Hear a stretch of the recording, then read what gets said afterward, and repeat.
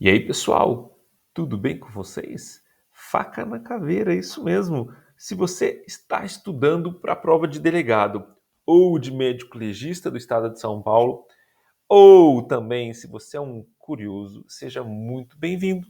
Professor Rafael Silva para mais uma aula de revisão. Ação mecânica. Instrumentos que atuam de maneira composta. Falei aula passada, os que cortam e contundem. Hoje eu vou falar dos que perfuram e cortam, pérfuro, contundentes, certo? Fazendo uma lesão, pérfuro, incisa. Vocês estão prontos? Então bora para lá.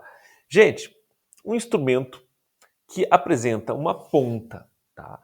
E no mínimo um gume, ele pode atuar por esse mecanismo misto, perfurando e cortando. Um exemplo deles, né? Um punhal, uma espada, uma faca, ou alguns canivetes mais invocados, né? Com duas lâminas, pode ter três, quatro, quanto a imaginação humana puder. Então, esses instrumentos, como esse daqui, tá? Esse instrumento ele pode atuar deslizando sobre uma linha, mas também pode atuar perfurando sobre um ponto. Ele tem uma lâmina, sim, ele tem uma lâmina, e a outra parte não corta, tá? É romba. Quando esse instrumento atua por pressão sobre um ponto ou, né, introduzindo na vítima, ele vai cortar com o gume e do outro lado a borda simplesmente vai deslizar para dentro. É uma lesão específica com ponto, né? Um ângulo agudo pela lâmina, feito pela lâmina, e um ângulo rombo feito pela parte de trás, que não é afiado. Se o instrumento é como esse daqui, ó, que tem duas lâminas, ele vai perfurar e cortar dos dois lados, certo? Sendo uma característica aguda dos dois lados, certo? Se ele tiver quatro gumes, cinco, o formato vai ser estrelado, certo? Então, vamos lá. As feridas provocadas por esses instrumentos, que tem um gume, é um formato regular, tá? Um com uma vertente com ângulo agudo e outra vertente com ângulo rombo. Olha essa lesão do gráfico à esquerda. Se ela tem três gumes, você vai encontrar como a da direita, tá? Com três partes cortantes, certo? Quando um indivíduo procura o pronto-socorro ou a perícia, né, mais difícil, ou se ele é encontrado morto com um instrumento nele, isso chama encravamento. Ninguém tem dúvida que esse instrumento perfurou e cortou, né? Uma particularidade, tá, seria nas cavidades elásticas. O instrumento ele pode, tá, penetrar mais do que seu próprio tamanho. E também a ferida pode ser maior do que o próprio tamanho da lâmina. Então, um exemplo. Esse instrumento aqui pode cair em concurso a seguinte pergunta. Ele só pode entrar esses 10 centímetros de lâmina na pessoa? Então ele só atinge 10 centímetros de profundidade?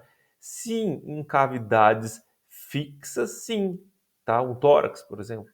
Agora, um abdômen que ele é móvel, que a pessoa pode reagir atrás, ou a pessoa pode enfiar e transfixar por conta da força, da elasticidade também desse abdômen, então aí não. Então o instrumento ele pode penetrar muito mais do que o tamanho da lâmina, ou menos, dependendo da reação da vítima. Então não caiam em pegadinhas que abordem esse tema, que o tamanho da lâmina é o que pode ocasionar na profundidade, pode penetrar no abdômen ou numa cavidade somente o tamanho da lâmina, tá bom? Ou, por exemplo, aqui tem 1 centímetro, aqui tem 2 e aqui tem 5. Quer dizer, então, se a ferida tem 5 centímetros, só entrou esse tamanho do instrumento dentro da pessoa? Foi o que eu te falei. Se a cavidade for elástica ou se a pressão ele sai cortando de outra maneira, aí tá errado. Então, pensem nisso. Uma particularidade. Um sujeito, geralmente, né, esse tipo de lesão, tá, é homicida. Raramente a pessoa usa para poder se matar, tá, por pressão sobre um ponto. Você percebe, às vezes, sujeitos que tentam cortar. Aí são cortante, né? A ferida incisa. Mas uma pessoa que tem lesões por pressão sobre o ponto nas mãos e antebraços, né, no membro superior, isso configura defesa. A pessoa tentou se defender. Múltiplas lesões, ou às vezes segura na faca, tá? Transfixa a mão. Então, esse tipo de lesão é denominada lesão de defesa. Os peritos mais experientes, tá, analisando o ângulo da saída do instrumento, tá, a sobreposição das feridas, a ordem das feridas, ele consegue identificar a dinâmica e auxiliar o delegado na investigação. Se tinha muitas vezes mais de um agressor ou um só, tá? Um instrumento ou dois tipos de instrumento. Então, você encontra lesões feitas por esse instrumento e por esse na vítima. Então, pode sugerir que tinha uma segunda pessoa.